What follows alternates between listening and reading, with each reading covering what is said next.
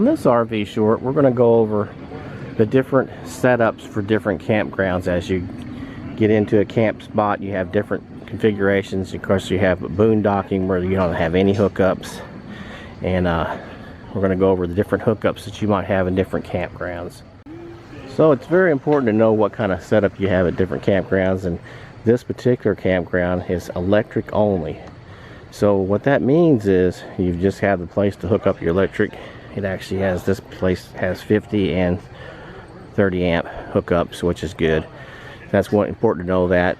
Mainly with the E-Pros, you want that 30 amp. But the thing here, you don't have water. And what that means is you don't have an actual water spigot right here where you can hook your own hose up to it. So what you have to do is you have to find the spigot. In this case, it's right across the road here. So you either have to fill that up as you come into camp, and this particular campground actually has a spot where you pull your camper in and you can fill it as you bring it in if you don't want to carry all that water with you to your camp. So you have to fill that up and decide how much water you want to put in your freshwater tank, and you're going to have to use your pump the entire time you're out.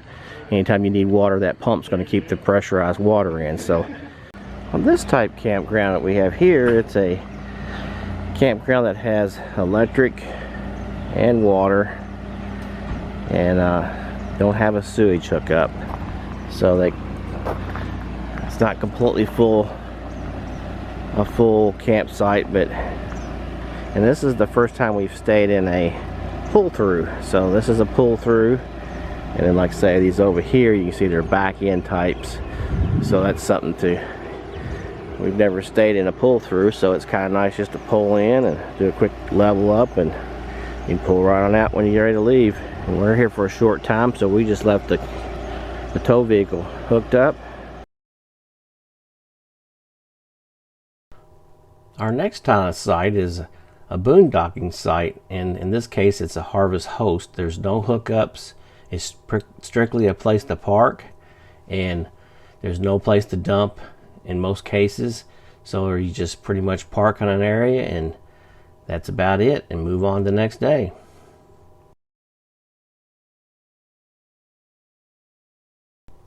Our next type of campground is an established campground with no hookups.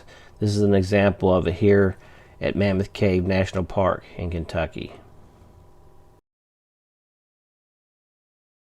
There is a dump station available at these locations.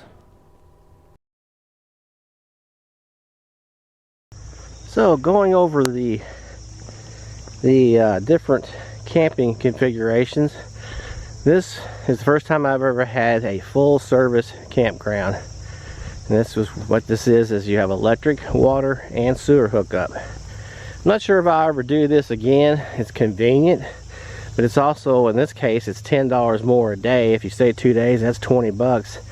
And to me, to go to the dump station, it's worth it almost just to go to the dump station, because it saved all money. So I'm not sure if I'll do this unless we go to a campground that has this setup again. But the nice thing about this is you're hooked up. I'm not hooked up right now, but I've got it pretty much ready, because they tell you that if you have this type setup, you don't want to leave your valves open all the time. You still want it to build up in your tanks, and that way every so often you let it all out. That way it all comes out at once, versus if you leave it open, then it's a dry tank, and it has a way of building up in there your solids. So you want to make sure you keep liquid in there. So you want to dump that maybe every 2 or 3 days. In this case, we only stayed 2 days, so I'm just waiting toward the end and going to dump it like I would normally do at my dump station.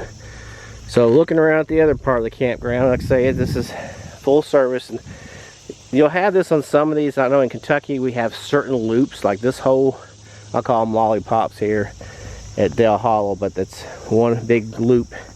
This one here's like that. I think there's one across the way that's a full service setup, and then one next door is not, and a few of the other ones. There's maybe about a quarter of the campsites are full hookups. I know there are. The one thing I didn't go over is that some of the deluxe setups, like in a KOA, which is really a deluxe is you have a cable hookup and sometimes the internet hookup. So that's something you pay a little bit more premium, but you also get a cable hookup and a better internet. So that just gives you a little outline of what the full hookup setup is. And I hope this video on all the different type of hookups helped out a little bit. And if you have any suggestions on any campgrounds that you may have gone to that might have a different configuration, then let me know.